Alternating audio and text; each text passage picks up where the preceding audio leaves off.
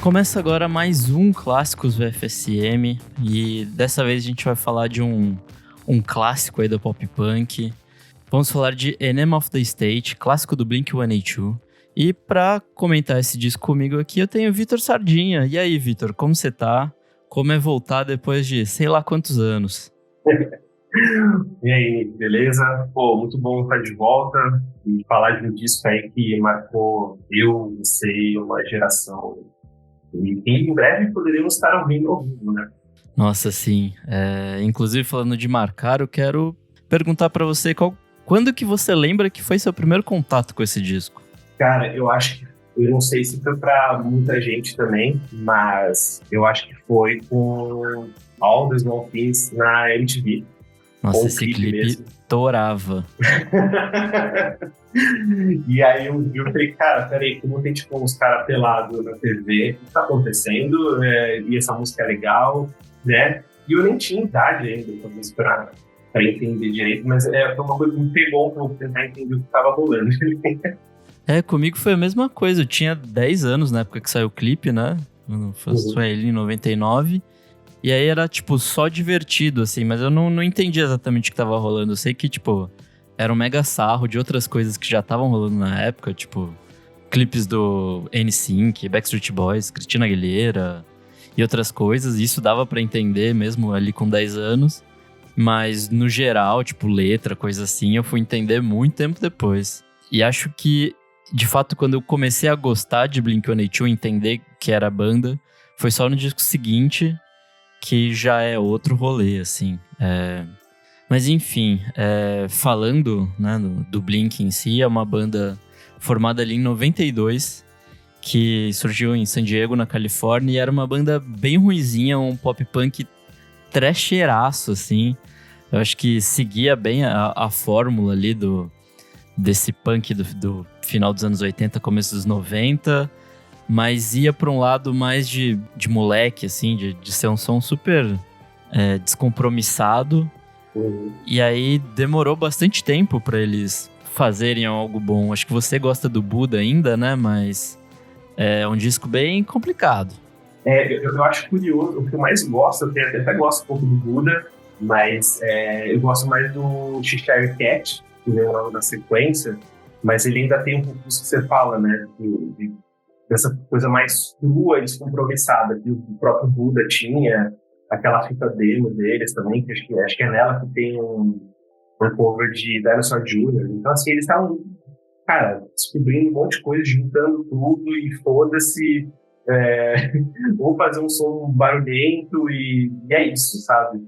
Tava muito sem arredondamento ainda de som, que era legal, por um certo sentido ali, misturar o pop punk com um pouco de punk mesmo, e era bem divertido.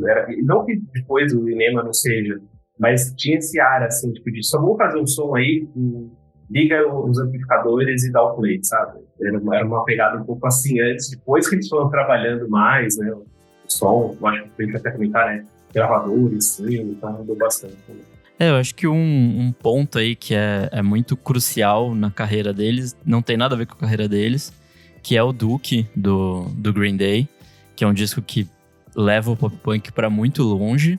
E aí, com isso, várias gravadoras viram nisso uma mina de ouro e ficaram meio de olho falando, tem coisa aí, né? Tipo, vamos ver o que rola.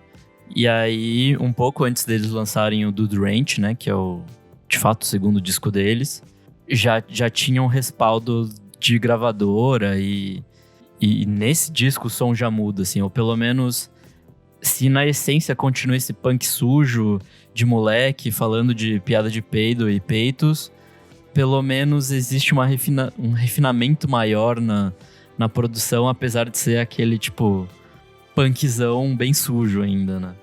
Sim, e até um negócio que você comentou que eu achei interessante da questão do Duke, é que o produtor do The Name of the State é o Jerry Finn, que é o cara que trabalhou no ensaio do Duke.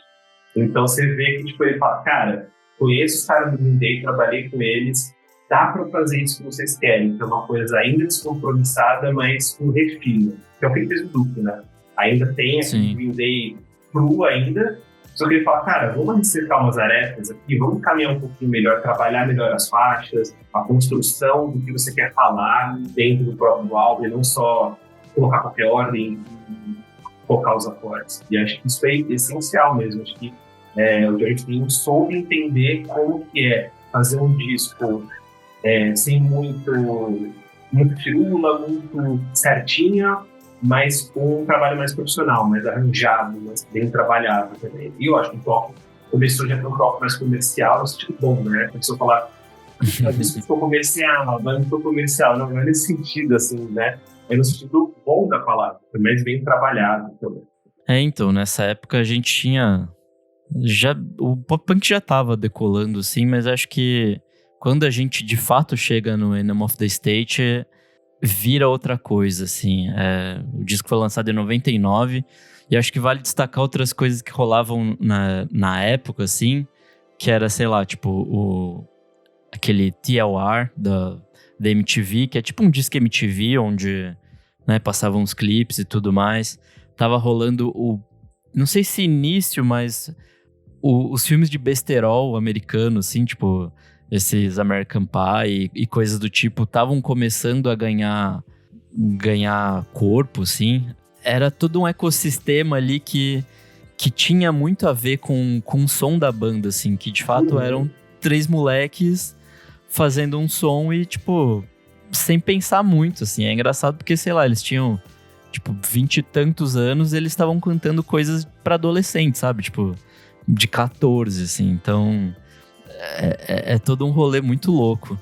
E não à toa, uma das músicas desse álbum, né, que é Much Talk American Pie, apesar de não ser um single, ela é considerada um single, praticamente. Porque é uma música que marcou bastante. Se até dar uma olhada nas reproduções do Spotify, obviamente que os singles sempre estão com um maior número de plays, mas Much não fica tão assim para trás, assim, das outras ele fica até um pouco mais à frente, né? Então, uma música que teve um destaque, assim, acho que por causa do filme. Uma coisa ajudou a outra também, né? O American Pie sempre teve essa questão da galera ir atrás, acho que tanto eu quanto vocês já fizemos isso. Tava falando na discografia do American Pie. Né? Sim. Então, acho que era um negócio meio interessante, de como o filme puxava as bandas puxavam os filmes ali. Então, era igual que o Tony Hawk, assim, né?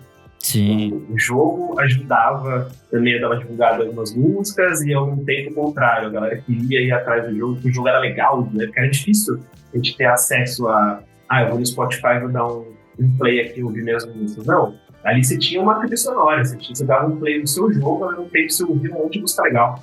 E o filme acabava tendo um pouco isso também, né? A pessoa comprava também essa ideia. Então, e aí, acho que outra coisa que vale ressaltar também é que esse é a entrada de fato do Travis Barker, né, o baterista pra banda, que o baterista anterior, ele tava, tipo, super de saco cheio de fazer turnê com a banda e problemas com bebida e tudo mais, e aí ele foi chutado da banda, e nessa o Travis, que fazia parte da Aquabats na época, veio pro lugar dele e ficou meio que pra sempre, assim, né, e acho que isso também é essencial pro disco ser o que é, assim, porque o baterista anterior era, tipo, um baterista ok pra uma banda de punkzinho, mas o Travis, tipo, dá um outro rolê, assim, dá um outro corpo pra banda.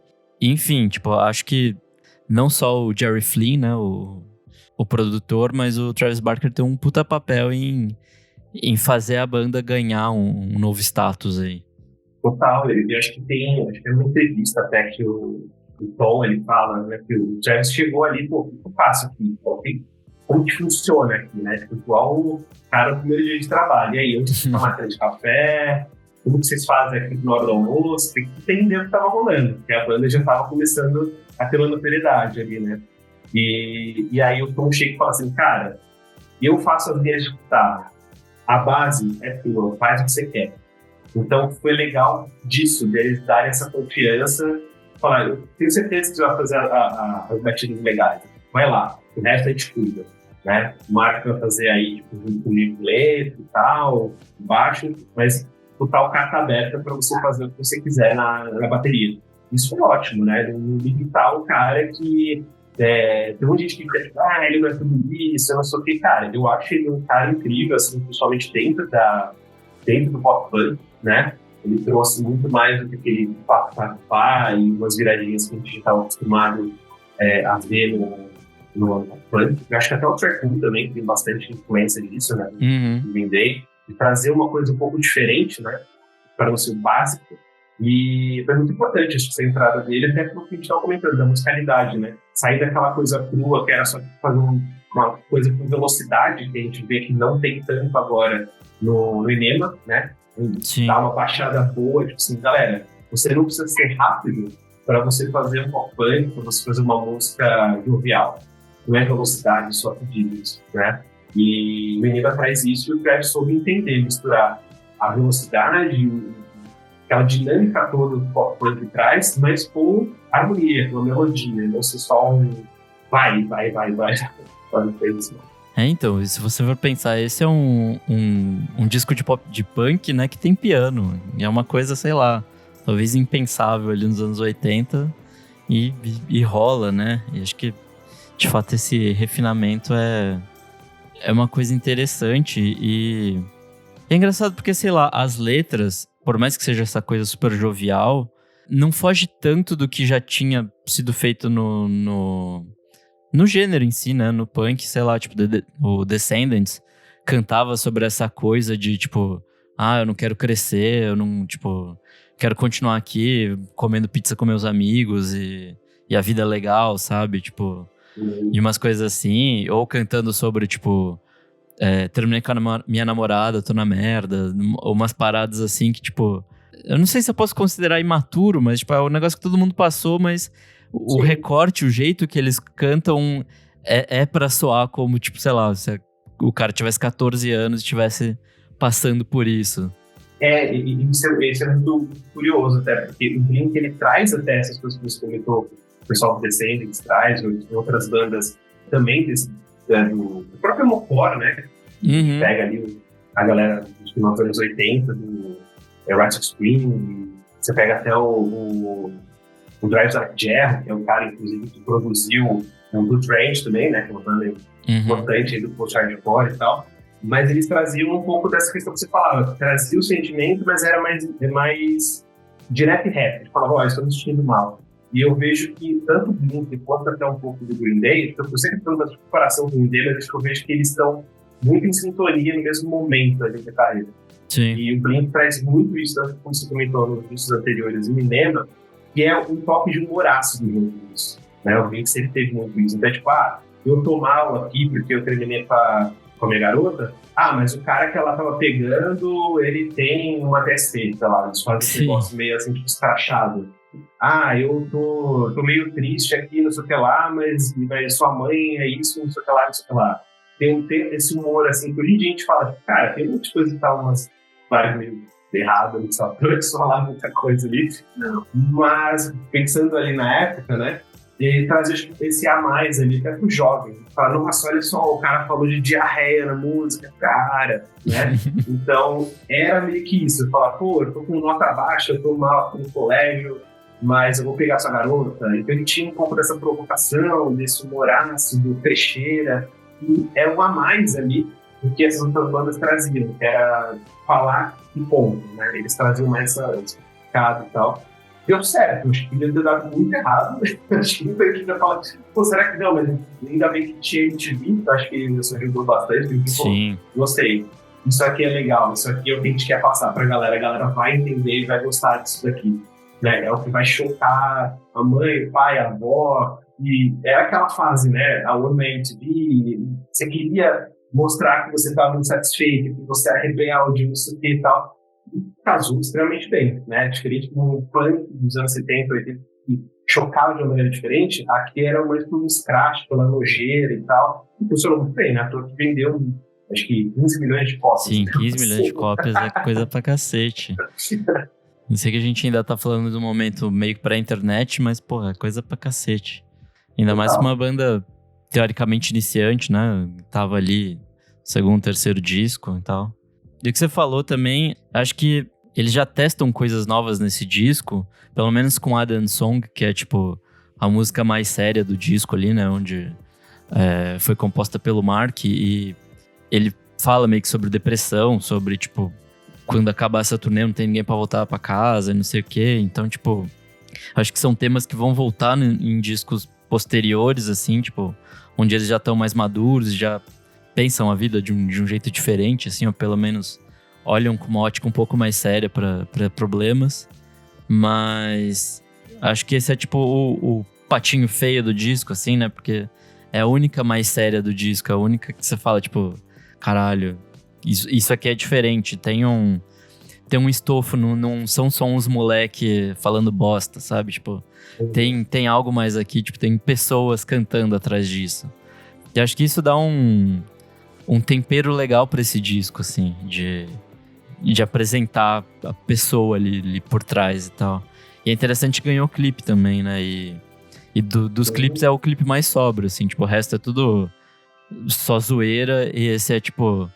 Não sei se tem uma historinha exatamente, mas fica mostrando fotos deles e não sei o quê, tipo de turnê e tal. E é doido que é um símbolo, né? Porque as escolhas é All the Small Things, né? Sim. Mas é All the Small Things, What's Made Again e Iron Song. E aí, tipo, destoa, como você falou, destoa bastante. Porque What's Made Again e All the Small Things é, tipo, super pra cima, né?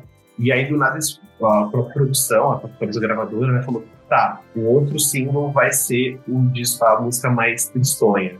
E, não sei, talvez tenha sido uma questão de, tipo, tem gente aqui que vai gostar dessa parte mais triste, porque tinha bandas que já estavam começando a fazer bastante isso, né, puxando esse pop punk por uma coisa também mais emotiva e mais pra baixo, né?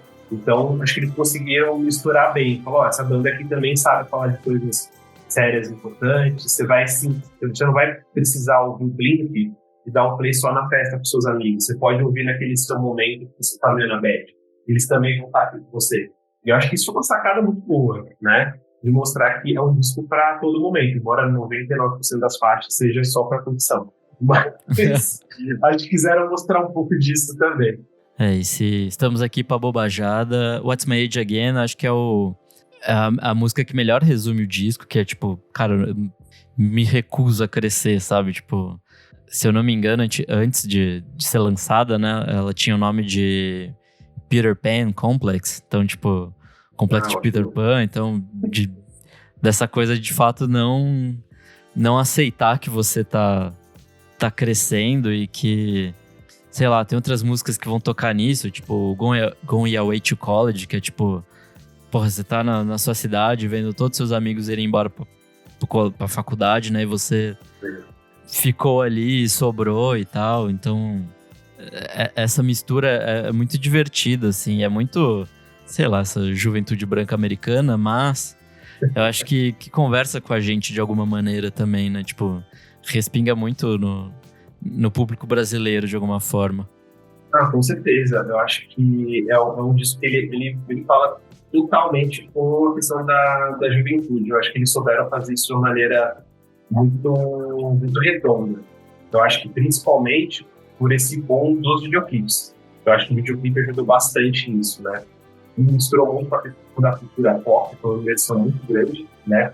Essa mudança do som mais pop. E desse que você comentou, de falar, pô, o pessoal tá indo pra faculdade, então você conseguia pegar a galera que já tava ali na casa dos seus 16, 17, tava indo pra faculdade, tinha acabado de entrar, né? Era a galera que tava vendo esse festival, como você comentou, então misturou tudo isso e souberam fazer um disco. Por isso que ele até hoje, assim, acho que é bastante marcante, porque ele não falou com a galera de 99, com uma geração. Sim. Né? Ele simboliza muito, acho que você comentou, a juventude dos Estados Unidos, branco e tal, sim, tem esse certo recorte, mas falou com uma boa parcela de galera, né? Fala, pô, esse disco aqui me entende, seja por N motivos. E acho que por isso que ele é tão lembrado dele ter feito tanto sucesso com o Paz, com um monte de bandas que vieram a surgir depois disso, né? Nos anos 2000, ali, um monte de banda, com certeza, que era um Fall Out Boy, com certeza, a galera ouvia esse no Enigma do State, pega um Pentax Disco, você pode pegar até o segundo aquele Promessa, que deles no começo ainda seria um pouco mais pegado o som, né, no primeiro disco, ainda um pouco mais pegado. Mas com certeza todas essas bandas que foram surgindo tiveram uma influência muito grande. E eu acho que principalmente do Enema, porque deve ter sido talvez o primeiro disco que muitos deles ouviram do Blink. Porque acontece muito disso, né? Você conheceu a banda por um disco, e depois você volta quando ouvir o resto, complementa, mas o disco que geralmente você conhece a banda, às vezes acaba marcando mais também. Então, é até engraçado que a banda meio que se tornou outra coisa, assim, eles foram fazer outros rolês, 1000 projetos paralelos e tal. Tom saiu da banda 2 vezes, ficou maluco, foi procurar OVNI. Fez o Angels and Airways, que muita gente fala que é melhor que o Boxcar Racer, eu acho errado isso, eu acho que o Boxcar Racer é melhor, mas... Poxa, o Boxcar Racer era uma boa banda, viu? Era o Blink tentando fazer post-hardcore. Interessante. Isso é muito bom.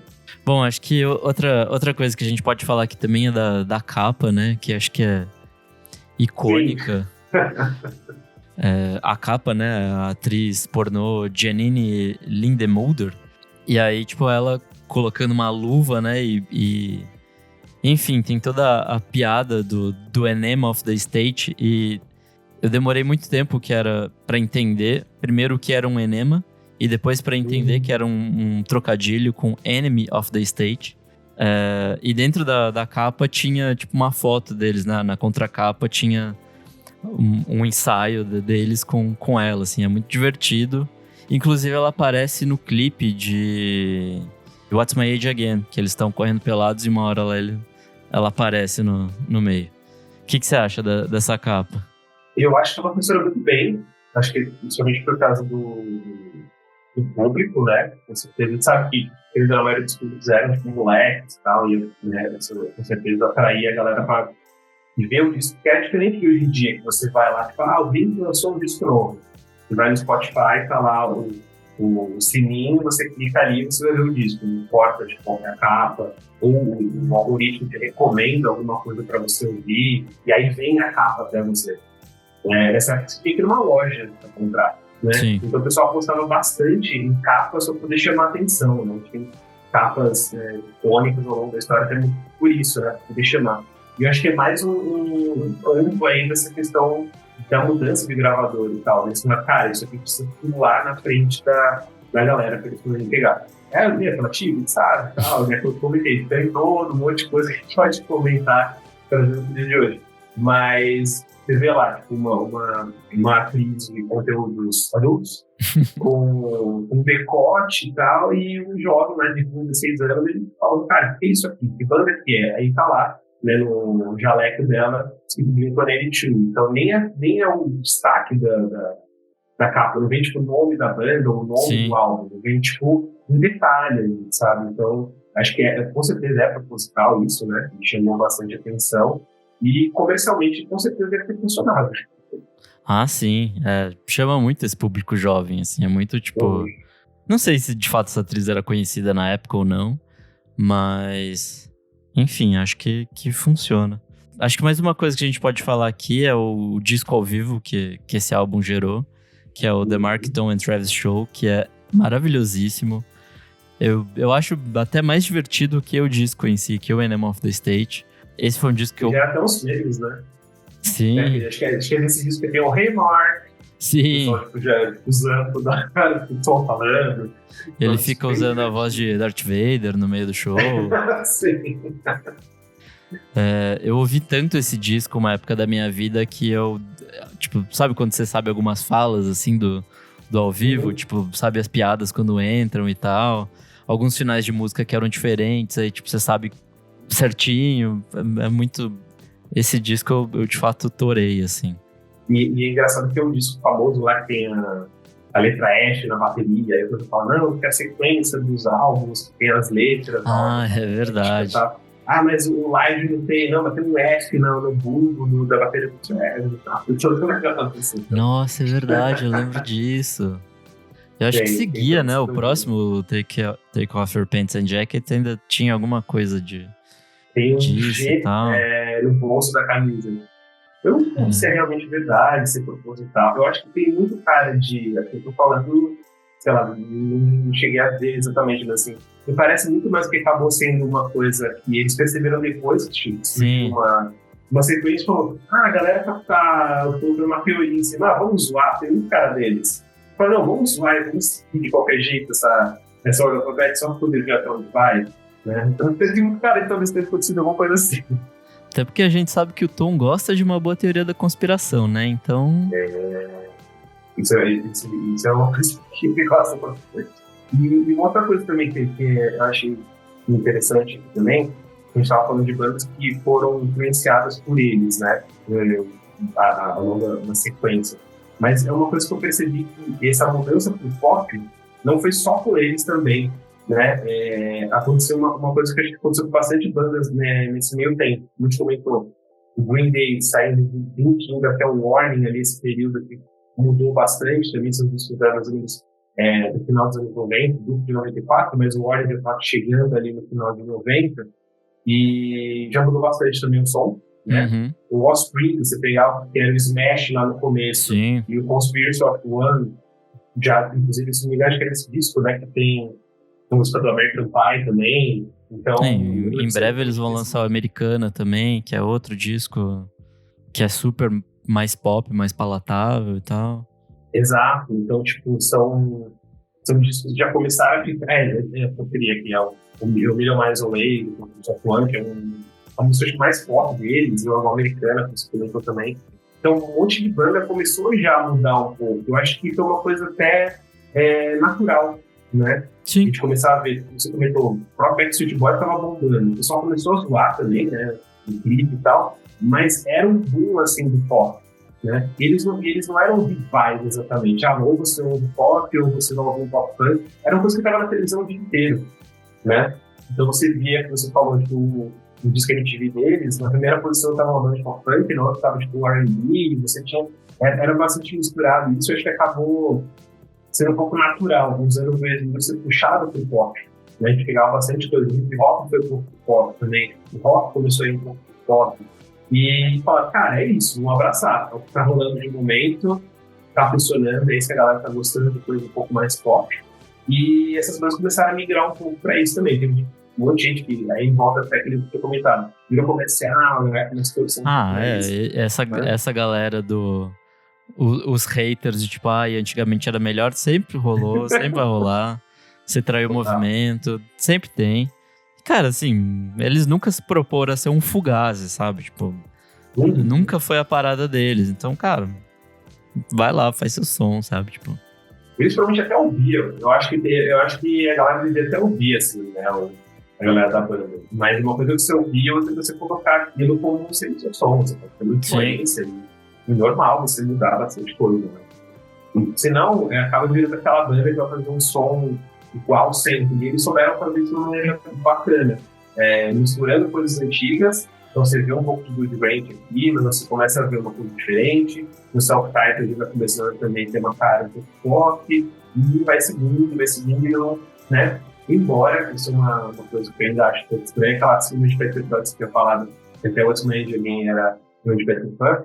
É um pouco curioso de você ver como ainda tem uma roupagem um pouco jovial nas músicas deles hoje em dia, né? Tem gente que critica, tem gente que acha bom, tem gente que acha que faz sentido, tem gente que acha que não, mas virou uma identidade do Blink, ser essa coisa mais jovial até hoje, né? Sim. Então, para quem fala que, tipo, antes era melhor, pode ser que para quem estava vendo antes do Enema faz um certo sentido falar antes era melhor. Uhum. Só que do Enema para depois, lógico, tem alguns discos que não são tão assim, bem recebidos e tal, mas eles tiveram uma manutenção até, não teve tanta variação, assim, exatamente, do que outras bandas que foram mudando bastante o som ao longo da carreira depois também. Não, sim, verdade. E até porque acho que com o tempo, assim, a banda meio que foi se desgastando e brigando e tal, então... Acho que esses projetos paralelos deram vazão pra muita coisa que eles queriam fazer dentro da banda, mas que não cabia no molde do Blink, né? Que não fazia sentido ali dentro. Então eles mantiveram mais ou menos ali a mesma cara Blink e puderam fazer outras coisas que eles queriam nesses outros projetos, assim. Então acho que até por isso que até hoje em dia a banda meio que tem a mesma cara, assim. Eu acho que mudou bastante também, mas a identidade, o cerne tá ali ainda, assim. Bom, agora eu quero perguntar pra você qual que é a sua faixa favorita do disco, e aí a gente pode também já ir comentando mais algumas aqui no meio do caminho. Pode ter um empate? Pode. Eu acho que Mutt. Tá. Eu gosto bastante de Mutt. Mas acho que pelo contexto todo, assim, né? Ela passa essa jovialidade ali numa música sem ser só os símbolos ali, ela passa por alguma coisa que eu não sei por que eu gosto de Mutt, mas eu gosto de Mutt. Mas uma que eu sei explicar, que é a que empata, é a que abre disso, que é Dump It.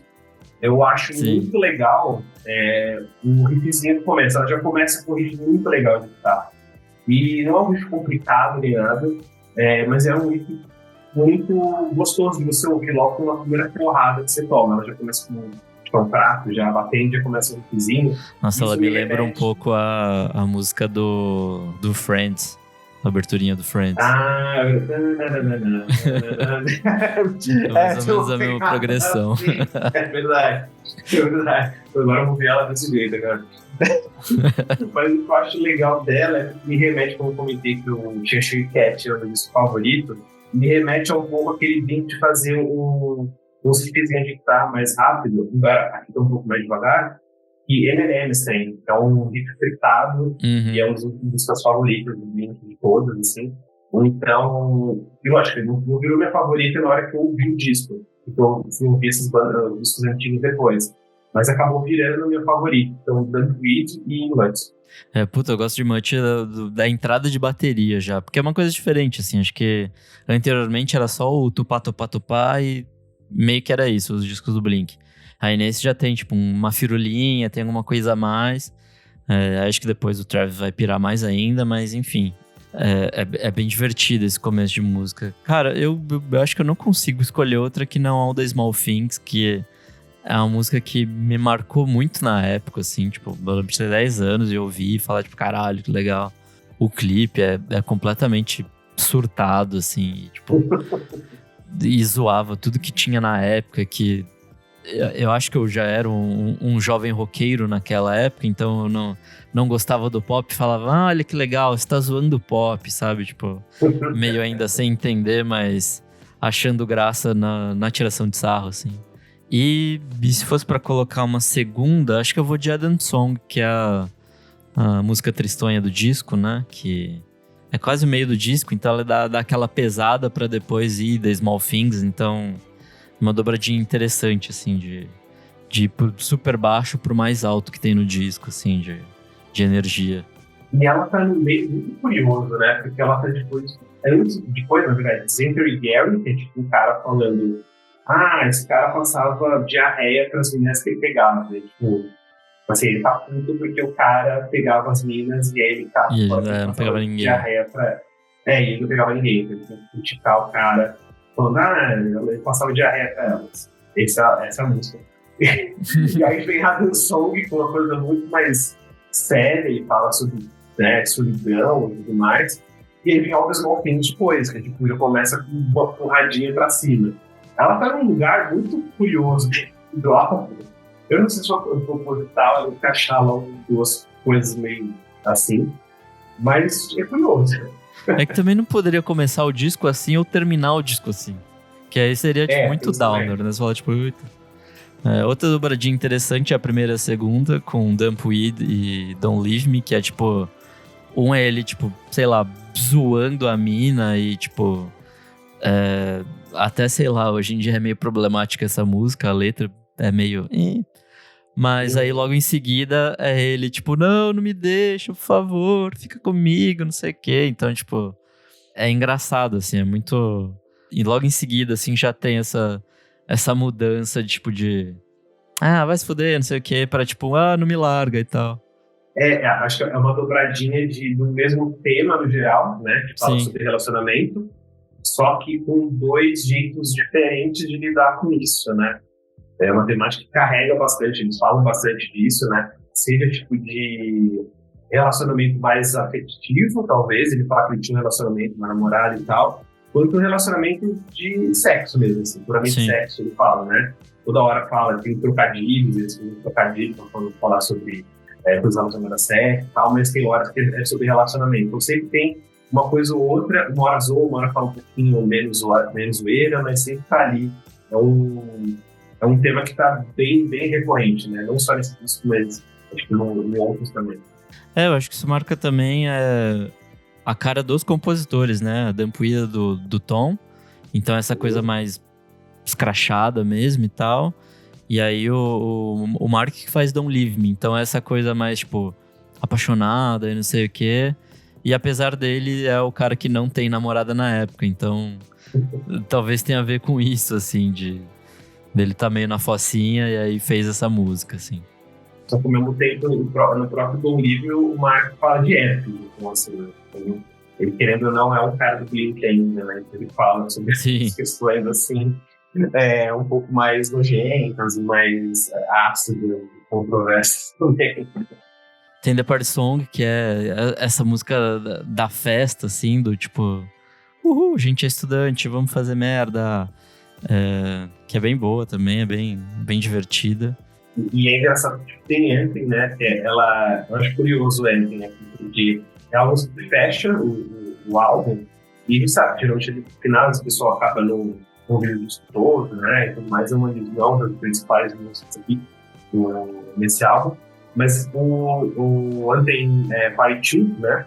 Que é do Take Off Pants and Jacket, né? Sim, a música que começa E é interessante, né? Porque logo na sequência tem essa questão da ligação, né?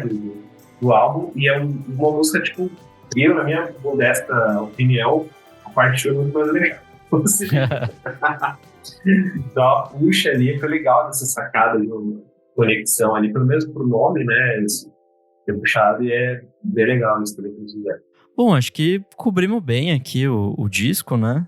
E agora, para finalizar, vou pedir para você dar uma nota para o disco e defender o porquê dessa nota. Como eu disse, o Enema não é o disco favorito, né? Então, você já falei, lá vem, né? Mas eu vou analisar aqui de uma maneira, num contexto geral, de como foi a importância disso para a banda e de como isso foi importante para a época, para o som, para a cultura pop, para um monte de coisa.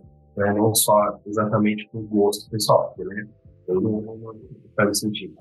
Mas eu acho que eu daria uma nota 8 para esse disco, porque eu acho que ele teve uma importância muito grande. Então a virada de chave ali do final de 90, começo de 2000, começou a marcar um pouco mais essa roupagem nova do pop punk, né?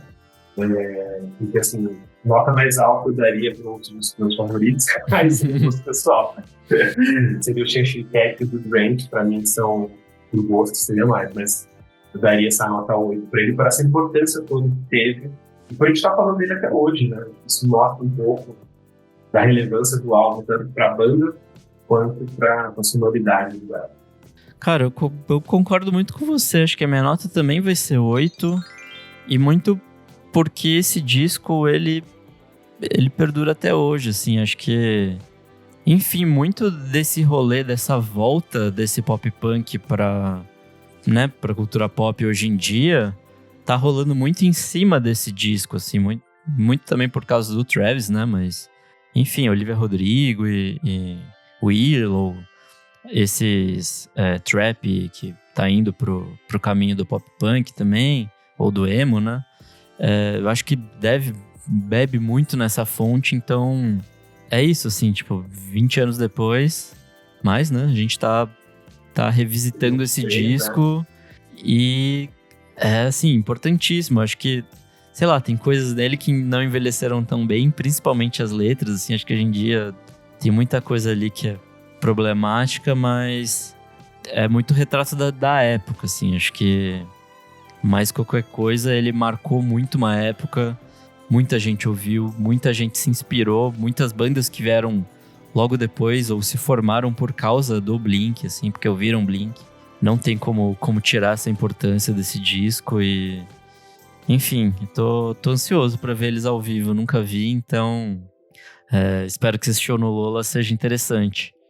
Sim, e acho que boa parte da gente do Brasil não viu, né? Teve a oportunidade de ver fora, pelo privilégio que eu consegui ver antes. Mas a gente não conseguiu, né? Felizmente agora o Travis tá pegando avião, vai vir aqui para o Brasil, finalmente. Pô, mas o puto machucou o dedo. Então... Isso, eu espero que no momento que estiver saindo esse episódio, esteja tudo bem com ele, porque Sim. uns dias aí ele postou, né, que acho que ele tava tocando forte demais, acho que estourou um ligamento, puxou um ligamento, alguma coisa assim.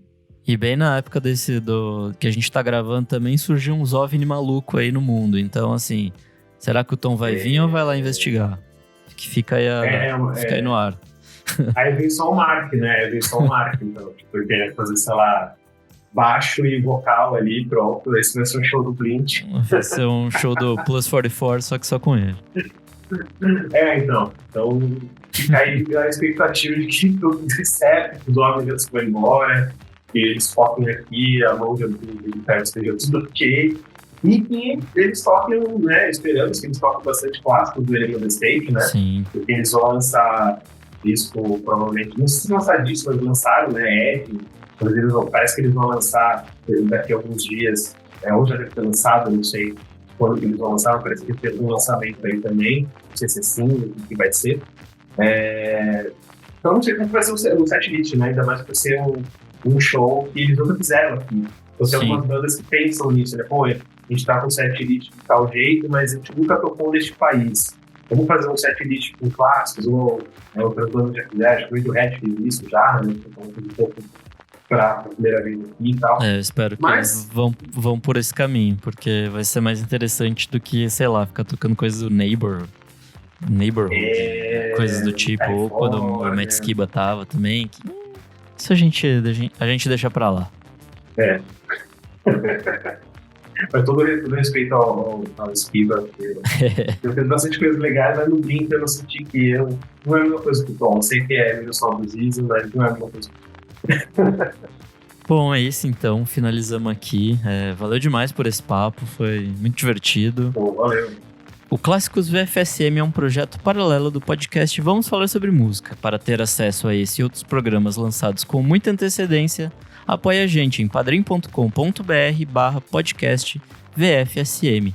E tenha também acesso ao nosso grupo fechado para assinantes. Eu sou @Nick_Silva no Twitter e até a próxima.